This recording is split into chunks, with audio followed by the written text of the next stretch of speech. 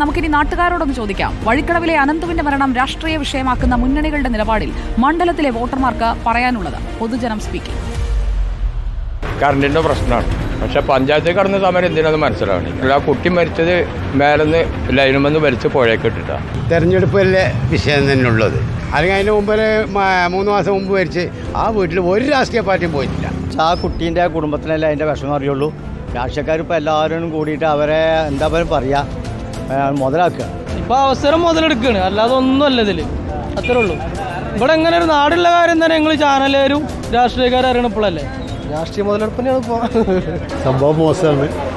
കാരണം ചെറിയ കുട്ടിയല്ലേ, അതാര് തെറ്റ് ചെയ്താലും അതിന് ശിക്ഷ വേണം. അന്യജീവികളെ കൊണ്ട് ശല്യമാണ്. അതിൻ്റെ പുറമെയാണ് ഇത്തരം നായാട്ടുകാരുടെ പരിപാടികളും. തെരഞ്ഞെടുപ്പ് ആയതുകൊണ്ടാണല്ലോ രാഷ്ട്രീയം പറയുന്നത്. അല്ലെങ്കിൽ ഇതൊരു സാധാരണ വിഷയമായിട്ട് ഒതുങ്ങുകയാണ് ചെയ്യുന്നത്. കുട്ടീൻ്റെ ഇപ്പോൾ ഇവർ പറയുന്ന ഇലക്ഷൻ ആയതുകൊണ്ടാണ് ഇങ്ങനെ ഒരു പ്രശ്നം ഉണ്ടായത് നല്ലത്. അല്ലെങ്കിലും ഞങ്ങളിവിടെ KSEB-യിലേക്കും പിന്നെ വഴിക്കടവ് പോസ്റ്റ് ഓഫീസിലേക്കൊക്കെ മാർച്ച് ഇവിടെ നടത്തിയിട്ടുണ്ട് ഈ ഒരു കാര്യത്തെ ചൊല്ലി. ഇടതുപക്ഷക്കാരൻ ആ ഫോറസ്റ്റ് മന്ത്രി ആദ്യം രാജിവെക്കണം.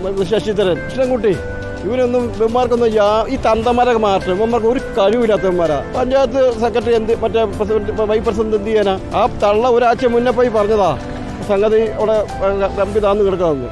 ഇലക്ഷൻ ആയതുകൊണ്ടല്ലോ, ഒരു കൊച്ചു മരിച്ചതല്ലേ, അപ്പോൾ അതിൻ്റേതായ ഒരു റെസ്പോൺസ് എല്ലാവരുടെയും ഭാഗത്തൊന്നും ഉണ്ടാവില്ലേ. കാരണം ഒരു അപകടമാണ്, പക്ഷെ അതൊരു വരുത്തി വെച്ച അപകടമല്ലേ. ഓലും മരിച്ചാലും വരും, അടിയന്തരത്തിനും വരും. അതാണ് രാഷ്ട്രീയം, ഒരു കച്ചവടമാണ്. ഈ ഇലക്ഷൻ കഴിയുന്നതിൻ്റെ മുന്നേ ഇലക്ഷൻ കഴിഞ്ഞ് കഴിഞ്ഞാൽ പോയി.